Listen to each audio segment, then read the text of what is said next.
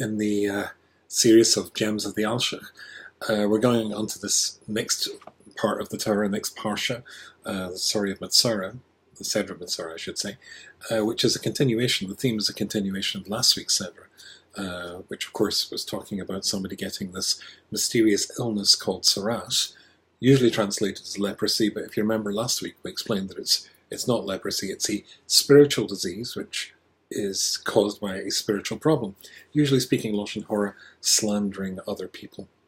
Here the theme is continued, and let me read to you the beginning of the Seder from the Alshich HaKodesh. V'yadaber Hashem el Moshe lemor, and Hashem speaks to Moshe to say, Zois tiyeh Toras Metzorah, this will be the laws of Metzorah, of the person with leprosy, b'yom tarosei, in the day of his purification. V'hova elikon, and he will be brought to the Kohen, to the priest. V'yotza akon el machutz lemachaneh, it brings him to the outside of the camp.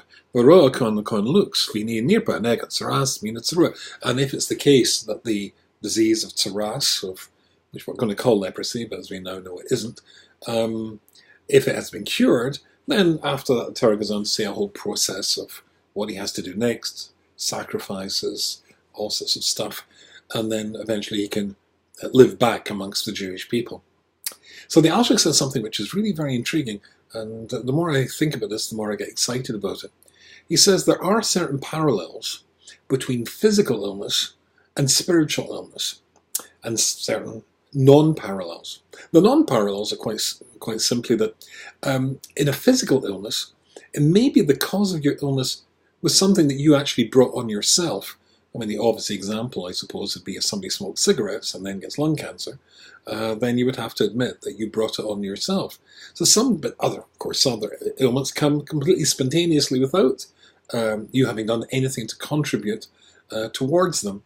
So in that sense, a physical illness may be your fault. You may have brought it on yourself, but in almost every case you're not going to get rid of it yourself. You're going to have to go to a doctor, another person, even a doctor, of course.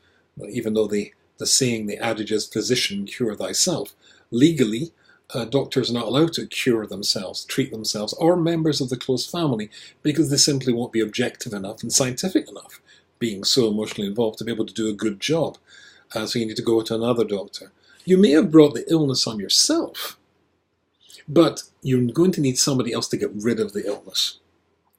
But when it comes to a spiritual illness, you always brought it on yourself. It was your behavior that brought the consequences that led to the spiritual illness. In this case, this miraculous, I think would be the correct term, breakout of lesions or various discolorations on the skin because you spoke Lashon Hara, as we discussed last week. So when it comes to physical illness, spiritual illness, you always brought it on yourself. But this is the difference. Whereas in physical illness, a doctor has to cure you. In a spiritual illness, only you can cure you. You brought it on yourself, and therefore you must get rid of it yourself. So you have to be your own doctor. So that's where it doesn't parallel. Where it does parallel, interestingly, in a physical illness, it may come quickly, and we can think of many examples of somebody who's well in the morning and sick in the evening, and might be tragically sick in the evening.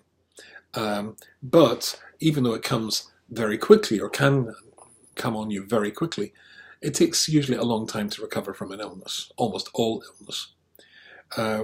When it comes to spiritual illness, same sort of thing. Your Yetzer Hara, the negative side of your nature, that voice inside your head that tries you to get you to do things you mustn't do, or not do things you should do, it will push you very quickly and can make you fall very quickly, just the same as the arrival of a physical illness. Unlike a physical illness, it's going to take you a long time to get rid of it. So the process, as we emphasized last week, we're definitely not talking about, when it comes to tsaras, we're not talking about a physical illness. The getting rid process, remember, you take this fellow who's got these strange discolorations in the skin, could be a woman as well, and they're locked away for 7 days. Why? because it's an invitation for you to work on the cause, the spiritual cause, the ethical cause, the moral cause that led you to make the mistake that you made that brought the illness on. It's a question of locked away for 7 days to engage in self-analysis and self-correction, something else we mentioned last week. And then you bring it to the kohen. The kohen's not the doctor. The kohen, the priest, he's not curing you. He's looking to see if you cured yourself. He's examining these lesions to see if the colour has changed sufficiently back to normal to allow you to go through the next process, the final process of getting yourself back into the community, back amongst the Jewish people, who you, in a sense, exiled your own self from by your disconnecting from them, by your speaking Lashon Hara. Then, this is the general rule, that somebody who wants to reconnect with God, do teshuvah. You've got to start the ball rolling, and then God will help you. There's an echo of this going on here, that you will have worked on yourself, then you come to God, and then and the kohen looks at this and says, yes, then you can go to the next stage.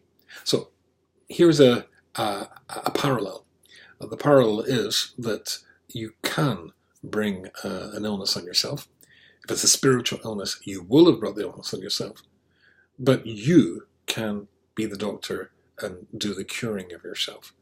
I think it's a very, very important idea that applies to all of us. We don't have tsaras today. But if it's a spiritual problem, if you have, really let yourself down spiritually, ethically, and morally, well, the only person who's going to put that right is you, or at least the only person who's going to start to put it right is you. Once you've started that process, which you're going to need some serious introspection and wondering why the very things that happened to you did happen to you, and maybe it was your fault, as the Gemara famously says in Parshas, then that invites you to work in yourself. And when you start working in yourself, God's going to help you to complete that work. A very important idea. Our third gem from the Alshich.